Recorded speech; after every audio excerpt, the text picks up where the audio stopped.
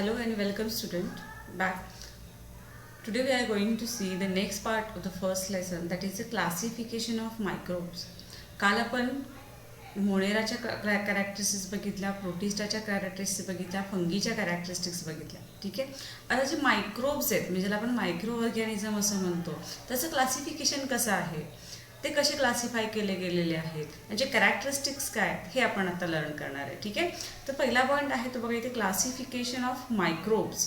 Micro organisms, मायक्रोचा अर्थच असा होतो की स्मॉल, जे ऑर्गॅनिझम खूप लहान आहेत, जे आपल्याला डोळ्याने दिसत नाहीत, त्यांना आपण मायक्रो ऑर्गॅनिझम्स असं म्हणतो. ठीक आहे. Among the living organism, micro organism are largest in number. जर आपण सगळ्या लिव्हिंग ऑर्गॅनिझमचा विचार केला, सगळ्या लिव्हिंग ऑर्गॅनिझम म्हणजे प्लांट, ॲनिमल्स आणि मायक्रो ऑर्गॅनिझम, तर यांच्यामध्ये सगळ्यात जास्त लार्जेस्ट नंबरनी कोण असतात? Micro organism. Okay. Hence they are classified as follows. बघा, among the living organism micro organisms are the largest in number, hence they are classified as follows. कसे क्लासिफिकेशन केले बघा, मायक्रो ऑर्गॅनिझमचं पुन्हा दोन क्लासी, म्हणजे आपण जसं विटकरचं क्लासिफिकेशन पाहिलं होतं तसं, पहिलं prokaryotics then eukaryotics. Okay. Micro organism also get group into two types, that is a prokaryotes and eukaryotes. प्रोकॅरियोट्समध्ये बॅक्टेरियाज येतात. ओके. प्रोकॅरियोट्समध्ये बॅक्टेरियाज येतात, तर युकॅरियोट्समध्ये प्रोटिस्टा, फंगी आणि अल्गी येतात. फक्त आता आपण मायक्रो ऑर्गॅनिझमचा विचार करतोय, सगळ्या लिव्हिंग ऑर्गॅनिझमचा नाही. जे काही मायक्रो ऑर्गॅनिझम प्रेझेंट आहेत अर्थवर, त्यांचं क्लासिफिकेशन पहिल्यांदा दोन प्लॉटमध्ये केले, प्रोकॅरियोटिक अँड युकॅरियोटिक. म्हणजे दोज हॅव्हिंग, ज्यांच्यामध्ये जर ट्रू न्यूक्लियस असेल, न्यूक्लियर मेम्ब्रेन असेल, त्याला आपण युकॅरियोट्स असं म्हणतो, काल आपण पाहिलं होतं. ठीक आहे. आणि ज्यांच्यामध्ये न्यूक्लियस डेव्हलप नाही त्यांना आपण प्रोकॅरियोट्स म्हणतो. मग प्रोकॅरियोटिक्समध्ये जे मायक्रो ऑर्गॅनिझम असतात ते कोण असतात? बॅक्टेरिया असतात. मग राहिलेले प्रोटिस्टा, फंगी, अल्गी हे जे मायक्रो ऑर्गॅनिझम्स आहेत ते आपल्याला युकॅरियोट्समध्ये आढळतात. ठीक आहे. हे झालं क्लासिफिकेशन ऑफ मायक्रो ऑर्गॅनिझम. मग आता साईज जर विचार केला आपण, with reference to size of micro, remember 1 metre is equal to 10⁻⁶ micrometre. Okay. 1 metre, आता कारण आपल्याला पुढं ज्यावेळेस त्यांची साईज दिलेली जाणार आहे त्यावेळेस तुम्हाला मीटरमध्ये नाही, कशामध्ये दिली जाणार आहे? मायक्रोमीटरमध्ये दिली जाईल किंवा नॅनोमीटरमध्ये जाईल. म्हणजेच 1 मीटरपेक्षा कितीतरी लहान काय आहेत? मायक्रोमीटर आहेत. त्याच्यापेक्षा सुद्धा लहान काय आहेत? नॅनोमीटर आहेत. हे कशावरून कळतं आपल्याला? तर 1 metre is equal to 10⁻⁶ micrometre आहे. Okay. 1 metre is equal to 10⁻⁶ micrometre and 1 metre is equal to 10⁹ nanometre. Okay. शॉर्टमध्ये UM म्हणजे आपलं मायक्रोचं चिन्ह आहे बघा, M, आणि नॅनोमीटरला NM असं म्हटलं जातं. ओके. हे जे मायक्रो ऑर्गॅनिझम आता 1 बाय 1 आपण स्टडी करणार आहे. पहिल्यांदा आहे तो प्रोकॅरियोट्समधले बॅक्टेरिया. आता हे बॅक्टेरियाचा शेप कसा आहे बघा, तुम्हाला बॅक्टेरिया माहिती आहे, बॅक्टेरिया म्हणजेच काय हे तुम्ही शिकलेला आहात. बॅक्टेरियाज म्हणजेच काय हे तुम्हाला माहिती आहे, पण जे कॅरेक्टरिस्टिक्स आपण आता लर्न करणार आहोत. ठीक आहे. बॅक्टेरियाच्या कॅरेक्टरिस्टिक्स काय आहेत? Okay. Just we will see here now. Classification of micro organism आता बघितलं, त्याच्यानंतर आपण जे बघतोय ते म्हणजे बॅक्टेरिया. ह्याची साईज किती आहे बघा, 1 मायक्रोमीटर टू 10 मायक्रोमीटर एवढी आहे. 1 ते 10 मायक्रोमीटर एवढी साईज बॅक्टेरियाची आहे. मग आता हे जे बॅक्टेरिया आहेत ते बॅक्टेरियाचे शेप्स वेगवेगळे आहेत. काही आहे ते कोकस आहेत, काही आहे ते कोकस बॅसिलस आहेत, रॉड शेपला असं म्हटलं जातं. बॅसिलस विब्रिओ कॉमा शेपड असतात, त्याला विब्रिओ असं म्हटलं जातं. देन हे स्पायरल शेपड आहेत, त्याला स्पायरलियम असं म्हटलं जातं. ठीक आहे. मग बॅक्टेरियाचे कॅरेक्टरिस्टिक्स काय आहेत बघा, युनिसेल्युलर, येस प्रोकॅरियोटिक युनिसेल्युलर आपण त्याला मोनेरामध्येच आधी म्हटलं होतं. ठीक आहे. युनिसेल्युलर आहे, इंडिपेंडंट ऑर पॅरासायटिक ऑर्गॅनिझम, म्हणजे यातले काही बॅक्टेरिया असणार आहेत ते इंडिपेंडंट, स्वतंत्र असणार आहेत, तर काही असणार आहेत ते पॅरासायटिक ऑर्गॅनिझम असणार आहे. पॅरासायटिक म्हणजे दुसऱ्यावर अवलंबून असणार आहे. Sometime many bacteria together form colonies. बऱ्याच वेळा काय होतं, बरेचसे बॅक्टेरिया एकत्र येतात आणि त्यांची कॉलनी तयार होते, म्हणजे ते त्यांची जे वर्किंग आहे ते कॉलनीजमध्ये असतं. ठीक आहे. काही असतात ते फक्त आपल्याला सिंगली आढळतात, पण बरेचसे बॅक्टेरिया जे आहेत ते बॅक्टेरिया काय करतात, एकत्र येतात आणि त्यांची कॉलनी तयार होते. Bacterial cell is a prokaryotic with a cell wall. बघा लक्ष द्या, हे जे बॅक्टेरिया आहे त्यांना सेल वॉल आहे. ठीक आहे, बॅक्टेरियल सेल हे प्रोकॅरियोटिक आहे ज्याला सेल वॉल आहे. बट डिस्टिंक्ट न्यूक्लियस और सेल ऑर्गेनेलीज आर ॲब्सेंट. आपण पहिल्यांदाच कॅरेक्टरिस्टिक्स प्रोकॅरियोटिक्समध्ये शिकलोय की यांच्यामध्ये न्यूक्लियस डिस्टिंक्ट असत नाही किंवा सेल ऑर्गेनेलीज सुद्धा याच्यामध्ये ॲब्सेंट असतात. मग यांचं रिप्रोडक्शन कसं होतं, they reproduce by simple binary fusion.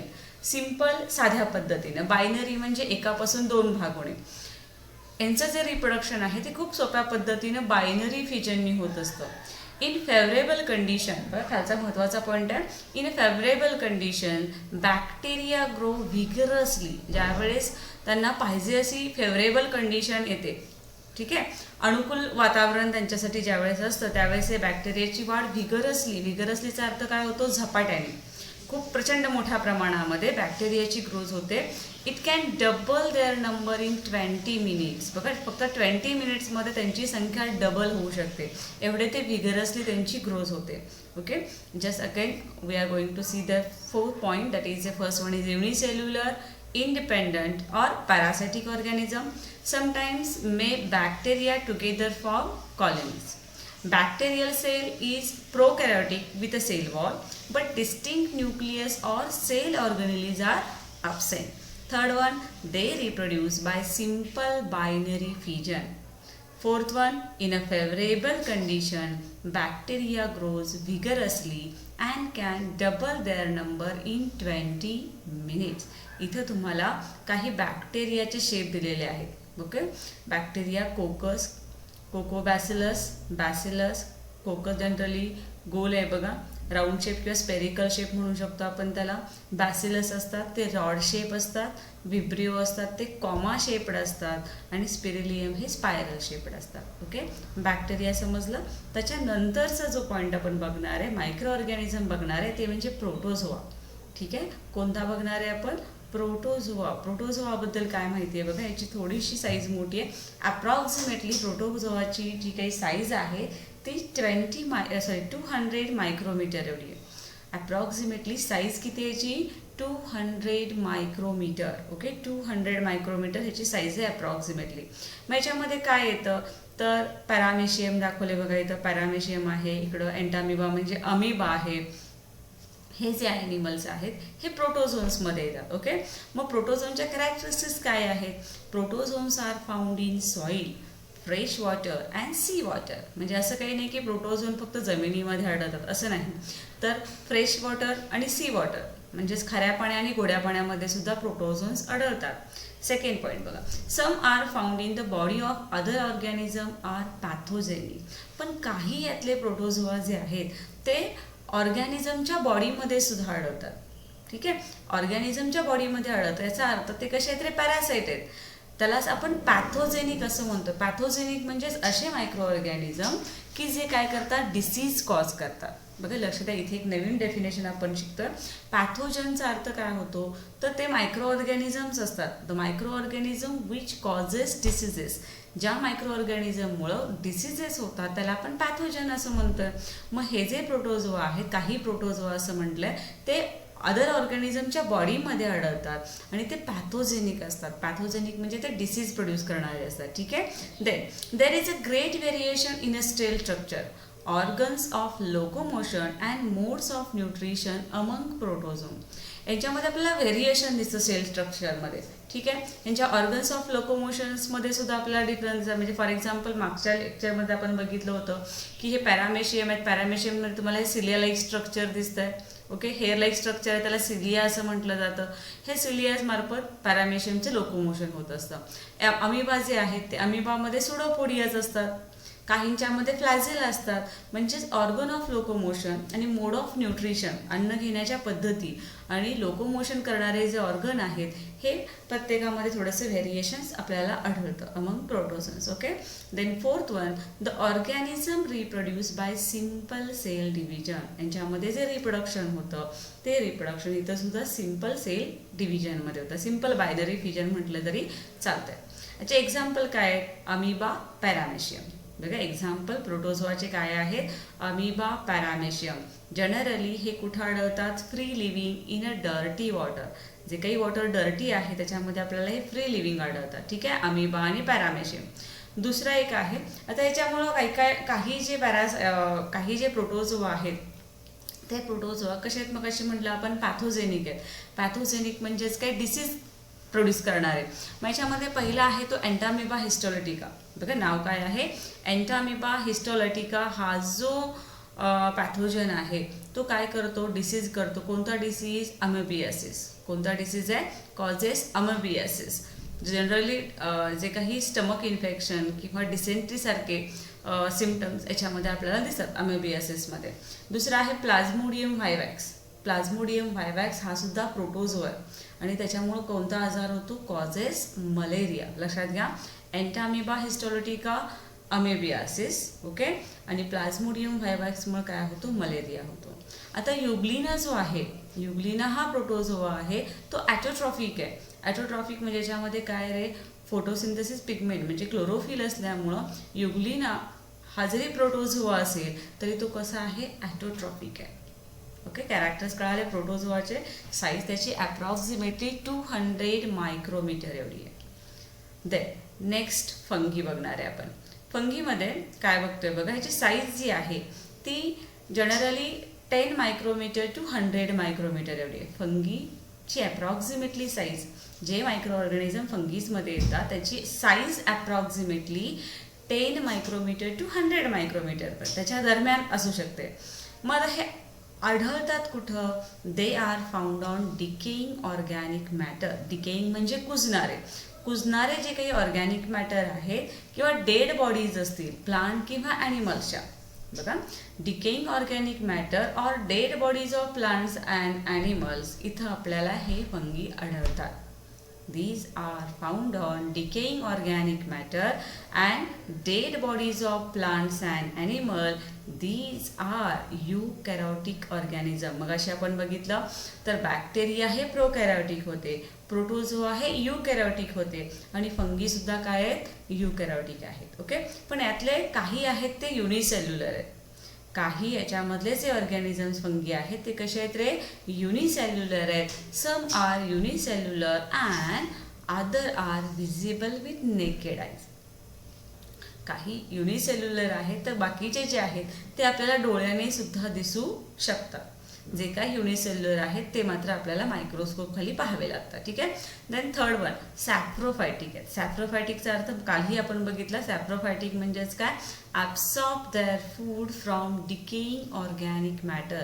जे कुजलेले पदार्थ आहेत त्यातून फूड ॲब्सॉर्ब करतात ते, म्हणून त्याला सॅप्रोफायटिक असं म्हटलं जातं किंवा सायप्रोट्रॉपिक असं म्हटलं आहे. सॅप्रोफायटिक म्हटलं तरी चालेल. They reproduce sexually and asexually by cell division और बाय बडिंग. यांच्यामधलं जे रिप्रोडक्शन आहे ते दोन्ही मेथडनी होतं आहे. काहींच्यामध्ये सेक्शुअली आहे, काहींच्यामध्ये असेक्शुअली आहे. असेक्शुअली कसं आहे? सेल डिव्हिजन किंवा बडिंग प्रोसेस आहे. ओके. एक्झाम्पल काय द्यायचं? Baker yeast. ईस्ट जे वापरलं जातं बेकरीमध्ये, bakers yeast, candida and mushroom. Last लेक्चरला आपण मशरूमची डायग्रॅम पाहिलेली आहे. ठीक आहे. आता याच्यानंतर अल्गी. अल्गीबद्दल बघा काय दिलेलं आहे. आता हे सॅक्रोमायसिस आहे, हे सुद्धा फंगीमध्ये येतं. इकडं अल्गीबद्दल काय सांगितलं आहे? Algae size approximately 10 micrometre to 100 micrometre. 10 micrometre ते 100 मायक्रोमीटरपर्यंत अप्रॉक्सिमेटली साईज आढळते. अल्गीज म्हणजेच काय? तर अल्गी ह्या कशा आहेत रे? They are aquatic. कुठं आढळतात? हे पाण्यामध्ये आढळतात. ठीक आहे. So they are aquatic. Second point काय रे? युकॅरियोटिक आहेत, युनिसेल्युलर आहेत आणि ॲटोट्रॉफिक ऑर्गॅनिझम्स आहेत. सी, युकॅरियोटिक आहेत, न्यूक्लियस डेव्हलप्ड आहे त्यांचा, बट दे आर युनिसेल्युलर, एकपेशीय आहेत. त्याचबरोबर ते ॲटोट्रॉफिक आहेत, म्हणजे स्वतःचं अन्न स्वतः तयार करणारे आहेत. ॲटोट्रॉफिक आहे म्हणजे याच्यामध्ये फोटोसिंथेसिस होत आहे. ओके, थर्ड पॉईंट दिला आहे त्यांनी, photosynthesis is carried out with the help of chloroplast. Photosynthesis प्रक्रिया का होती, त्यांच्या बॉडीमध्ये काय येते किंवा त्यांच्या सेलमध्ये काय प्रेझेंट आहेत, क्लोरोप्लास्ट प्रेझेंट आहेत. क्लोरोप्लास्ट प्रेझेंट असल्यामुळं फोटोसिंथेसिस प्रोसेस होते आणि फूड तयार ते करतात. सो त्यांना आपण काय म्हणतो, ॲटोट्रॉफिक ऑर्गॅनिझम. एक्झाम्पल क्लोरेला, क्लायमेडोनोमस आहे, तुम्हाला डायग्राम मी खाली दाखवते, क्लोरेलाची आहे. तर हे जे ऑर्गॅनिझम्स आहेत ते अल्गीमध्ये येतात. Very few species of algae are unicellular. Most of them are multicellular and visible with naked eyes. अल्गीच्या खूप कमी स्पेसीज अशा आहेत की जे युनिसेल्युलर आहेत आणि बऱ्याचशा कशा आहेत, मल्टीसेल्युलर आहेत, ज्या आपल्याला उघड्या डोळ्यांनी सुद्धा दिसतात, म्हणजे डोळ्यांनी सुद्धा आपण त्या पाहू शकतो. ठीक आहे, याच्यात झालं अल्गीबद्दल. आता लास्ट वन पॉईंट आहे तो म्हणजे व्हायरसेस. बघा इकडे तुम्हाला क्लोरेलाचा उदाहरण दिले, क्लोरेला जे अल्गीमध्ये येते ते इथे डायग्राम तुम्हाला दाखवलेली आहे. आता याच्यातला पॉईंट जो आहे व्हायरसेस, व्हायरसेसबद्दल आपण बघूया, कारण व्हायरसेस आत्ताच्या याच्यामध्ये तुम्हाला जास्त करोनामुळं व्हायरसेसबद्दल थोडीशी क्युरियासिटी असते. आता व्हायरसेसची साईज अप्रॉक्सिमेटली पुन्हा ती याच्यापेक्षा लहान आहे, कारण मगाशी आपण 10 मायक्रोमीटर टू 100 मायक्रोमीटर म्हणत होतो, आता नॅनोमीटर आहे, म्हणजे मायक्रोमीटरपेक्षा सुद्धा लहान नॅनोमीटर. व्हायरसेसची साईज खूप कमी आहे, 10 नॅनोमीटर टू 100 नॅनोमीटर एवढी आहे. Generally viruses are not considered as a living organism or they are said to be organism at the edge of living and non living. Okay, they are studied under microbiology. Actually viruses आहेत त्या viruses living ऑर्गॅनिझममध्ये consider केले जात नाहीत. Viruses हे living ऑर्गॅनिझममध्ये consider केले जात नाही. असे ऑर्गॅनिझम ते आहेत की एजला आहेत. कुणाच्या एजला आहेत, लिव्हिंग ऑर्गॅनिझम आणि नॉन लिव्हिंग ऑर्गॅनिझमच्या एजला आहेत. म्हणजे काही गोष्टी लिव्हिंग ऑर्गॅनिझम त्याच्यामध्ये दिसतात तर काही नॉन लिव्हिंगच्या दिसतात, तर लिव्हिंग म्हणू शकत नाही आपण. ठीक आहे, म्हणजे ते organism at the edge of living and non living, त्याला आपण व्हायरसेस असं म्हणतोय. ठीक आहे, they are studied under a microbiology. ह्याचा स्टडी आपण किंवा ज्या शाखेमध्ये केला जातो व्हायरसचा स्टडी त्याला मायक्रोबायोलॉजी असं म्हटलं जातं. म्हणजे कॅरेक्टरिस्टिक्स काय आहेत रे, तर फर्स्ट कॅरेक्टरिस्टिक्स आत्ताच आपण बघितले, व्हायरसेस आर एक्स्ट्रीमली मायन्यूट, अतिशय लहान असतात. मग किती लहान असतात, that is they are 10 to 100 times smaller than bacteria. जर आपण एखादा बॅक्टेरिया घेतला आणि बॅक्टेरियाने व्हायरसेस कंपॅरिझन केलं तर बॅक्टेरियापेक्षा व्हायरसेस 10 ते 100 पटीने लहान असतात. आणि त्यांना पाहण्यासाठी आपल्याला simple microscope, compound microscope use करावा लागत नाही.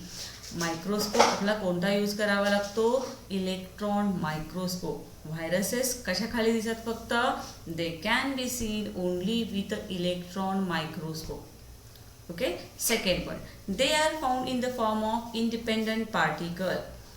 जे काही हे व्हायरसेस आहेत ते व्हायरसेस एका पार्टिकलमध्ये आढळतात, म्हणजे इंडिपेंडंट पार्टिकल असं म्हणलं, स्वतंत्र असं एक पार्टिकल आहे. ठीक आहे, they are found in the form of independent particle. Virus is a long molecule of DNA, deoxyribonucleic acid or RNA, ribonucleic acid covered by protein coat. Viruses एक लॉंग मॉलिक्यूल आहे, कशाचा, तर DNA किंवा RNAचा.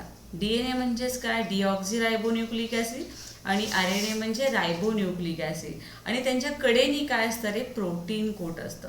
ज्यावेळेस तुम्ही आता कोरोना व्हायरसबद्दल बघताय त्यावेळेस तुम्हाला माहिती आहे की आपण म्हणतो की त्याच्या कडेनी जे कोटिंग आहे ते प्रोटीन कोटिंग आहे.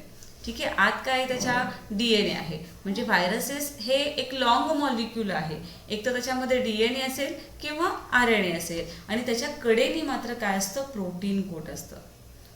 Third point, viruses survive only in living plant or animal cell and produce their own proteins with the help of host cell and create their numerous replica. त्यांनी काय म्हटलंय बघा, जोपर्यंत हा व्हायरस बॉडीच्या, प्लांटच्या किंवा ॲनिमलच्या बॉडीच्या बाहेर असेल, सेलच्या बाहेर असेल, तोपर्यंत तो इनॅक्टिव्ह असतो.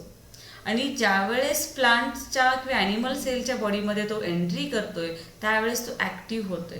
म्हणजे सर्वाईव्ह जगतो केव्हा तो viruses survive only in living plant or animal sale.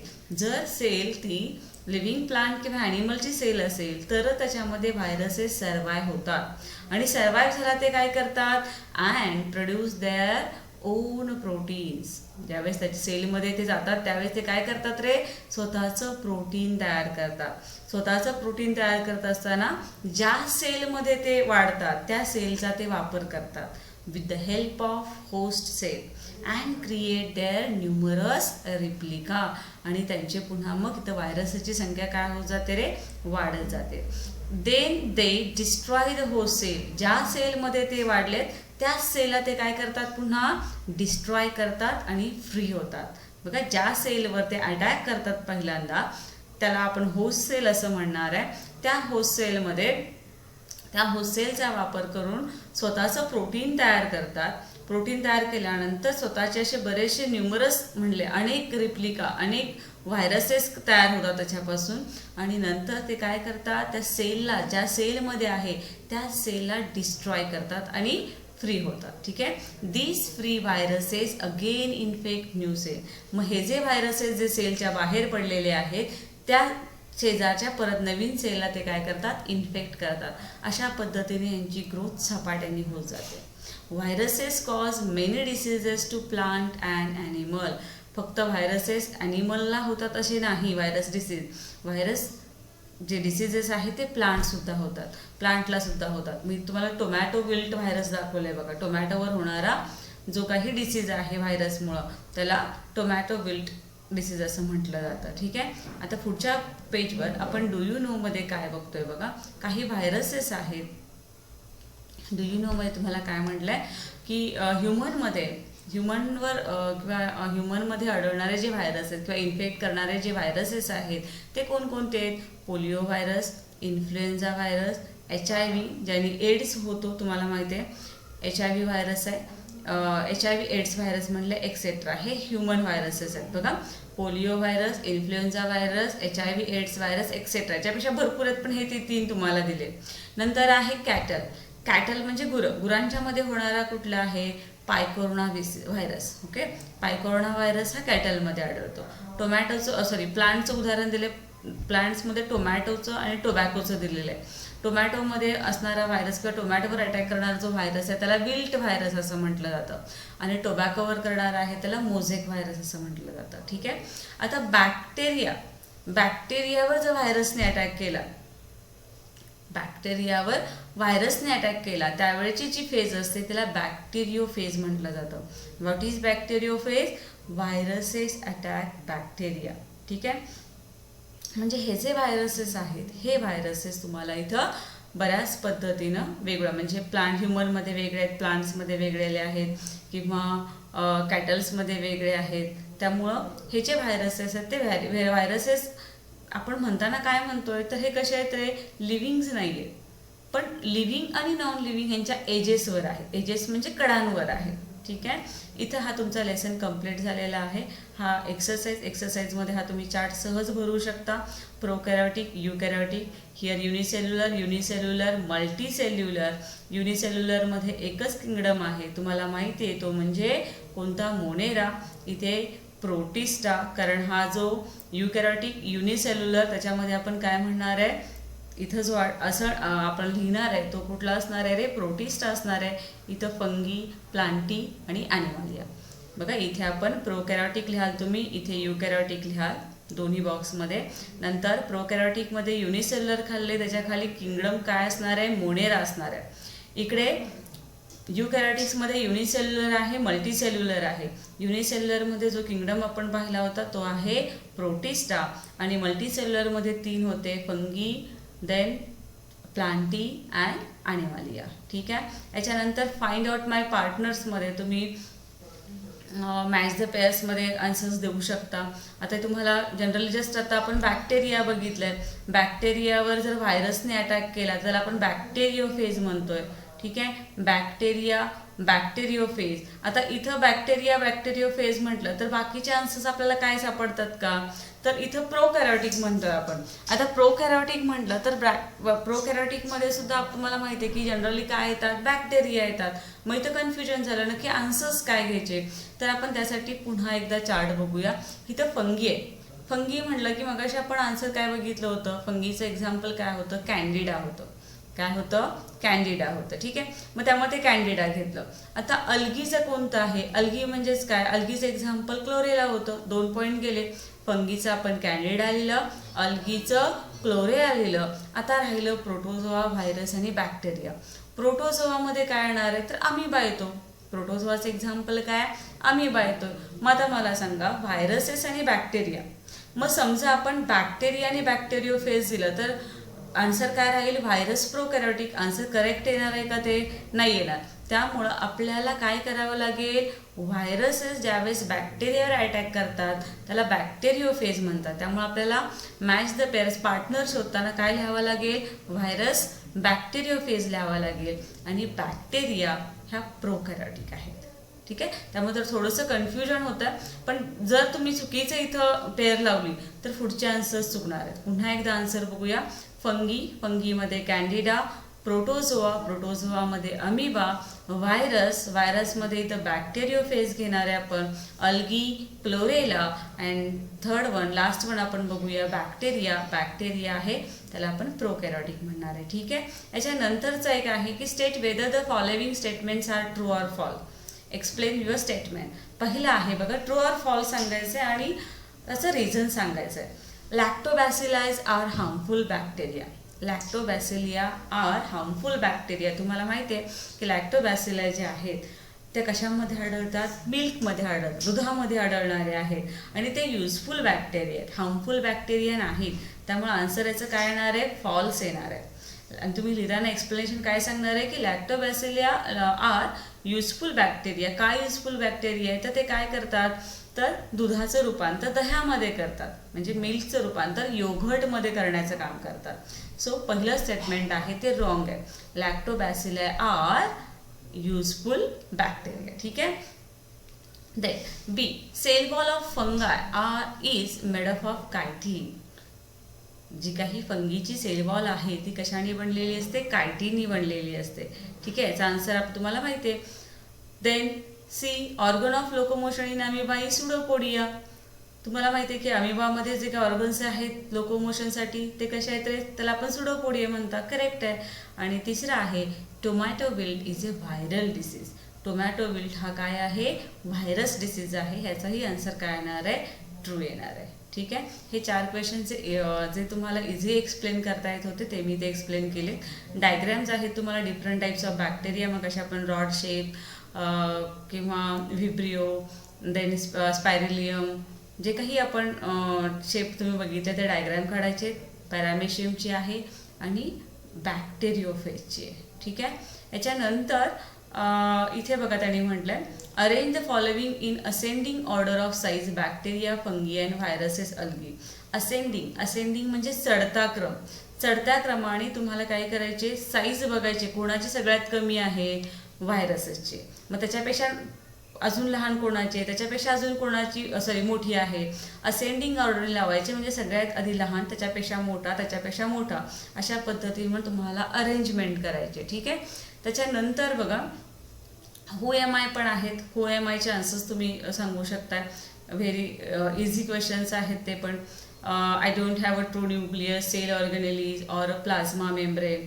माझ्याकडे ट्रू न्यूक्लियस नाही आहे, सेल ऑर्गेनेलिज नाही आहे, प्लाझ्मा मेम्ब्रेन नाही आहे, म्हणजे मी कोण आहे, तर ते कोण असणार आहेत, तर प्रोकॅरियोटिक्स असणार आहेत. प्रोकॅरियोटिक्समध्ये पर्टिक्युलरली आपण त्याला बॅक्टेरिया सुद्धा असं म्हणू शकतो. I have a nucleus and membrane bound cell organelles. माझ्याकडे न्यूक्लियस आहे आणि कडेने त्याच्या मेम्ब्रेन आहे, सेल ऑर्गेनेलिज आहे, त्याला आपण युकॅरियोट्स असं म्हणणार आहे. I live on decaying organic matter. मी डिकेइंग ऑर्गॅनिक मॅटरवर जगतो, ज्याला आपण फंगी असं म्हणणार आहे. I reproduce mainly by cell division. Cell डिव्हिजननी माझं जनरली रिप्रोडक्शन होतं, ते कशामध्ये असणार आहे, बॅक्टेरियाज आहेत. I produce my replica. Replica कोण तयार करतं, व्हायरसेस तयार करतात. Then I am green but don't have organs. मी ग्रीन आहे पण माझ्याकडे ऑर्गन्स नाही, असं कोण आहे रे? युग्लिन आहे. व्हेरी इझी क्वेश्चन्स आहेत ते. इथे तुम्हाला व्हायरसचे कॅरेक्टरिस्टिक्स लिहायला सांगितलेत. देन फंगीमध्ये न्यूट्रिशन कसं होतं. नेक्स्ट क्वेश्चन आहे which living organism are included in kingdom Monera. Kingdom मोनेरामध्ये कोणते लिव्हिंग ऑर्गॅनिझम्स येतात? मोनेरामध्ये तुम्हाला माहिती आहे की बॅक्टेरियाज येतात. ठीक आहे, हे सगळं तुम्हाला रायटिंग करायचं आहे. त्याच्यानंतर पहिला क्वेश्चन इथं घ्यायचा राहिला बघा. Whittaker method to classify bacteria, protozoa, fungi, algae, prokaryotic and eukaryotic microbe. म्हणजेच इथं जे तुम्हाला क्लासिफिकेशन करायचं आहे ते व्हिटकर मेथड यूज करून क्लासिफिकेशन करायचे. कशाचं? तर prokaryotic, eukaryotic, bacteria, protozoa, fungi आणि अल्गीचं. ठीक आहे, इथं आपला विथ एक्सरसाइज हा लेसन कंप्लीट झालेला आहे.